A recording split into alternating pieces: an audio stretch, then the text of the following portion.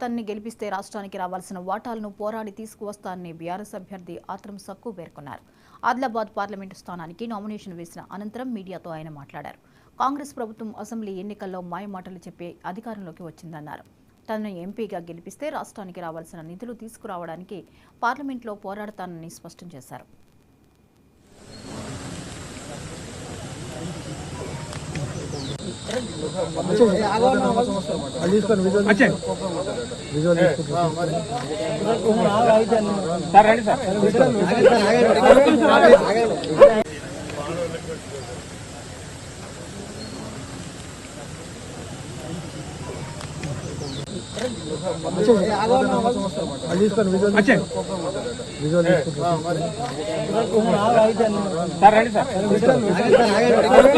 sir